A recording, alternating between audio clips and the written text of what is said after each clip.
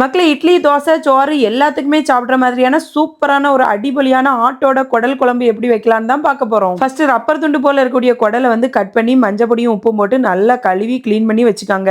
குடல் குழம்புக்கு சின்ன உளி தான் ரொம்ப டேஸ்ட் கொடுக்கும். அதனால சின்ன உளியை வந்து நிறைய தொலி உரிச்சு எடுத்துக்காங்க. தக்காளியை கட் பண்ணி வச்சுக்காங்க. குக்கர்ல தான் சமைக்க போறேன். குக்கர்ல வந்து தேங்காய் எண்ணெய் ஊத்திக்காங்க. கடுகு, பெருஞ்சீரகம், கருவேப்பிலை, சின்ன வெங்காயம் எல்லாம் போட்டு நல்லா வதக்கி விட்டுக்காங்க. இஞ்சி பூண்டு விழுது, தக்காளி எல்லாம் போட்டு நல்லா போட்டு வதக்கிக்கிடணும். தக்காளி உள்ளி எல்லாம் ஓரளவுக்கு வதங்கின அப்புறமா நம்ம கழுவி கிளீன் பண்ணி வச்சிருப்போம்ல அந்த குடலையும் போட்டு தேவையான அளவு மஞ்சள் பொடி உப்பு எல்லாம் போட்டு நல்லா மிக்ஸ் பண்ணி தண்ணி கிண்ணி எதுவும் ஊத்தாம கரெக்டா 10 விசில் வச்சு வேக வச்சு எடுத்தீங்கன்னா ரப்பர் போல உள்ள குடல் வந்து பஞ்சு போல சாஃப்ட் ஆயிரும். இந்த குடல் குழம்புக்கு தேங்காய் வந்து வறுத்து அரைக்கிறது தான் டேஸ்ட் இருக்கு. தேங்காய் வந்து நல்லா போட்டு வறுத்துக்காங்க. கொஞ்சம் நல்ல மிளகும் போட்டுக்காங்க. தேங்காய் நல்லா வறுபட்டு வந்த அப்புறமா மசாலா சேர்த்துக்காங்க. வத்தல் பொடி, மல்லிப்பொடி, மஞ்சள் பொடி, இறைச்சி மசாலா பொடி, மட்டன் மசாலா இவ்வளவு போட்டு நல்லா வறுத்து மை போல அரைச்சி வேக வச்ச குடல்ல ஊத்தி நல்லா கொதிக்க வச்சு காஞ்சி வத்தி இறக்குனீங்கன்னா அடிபொலியான குடல் குழம்பு ரெடி.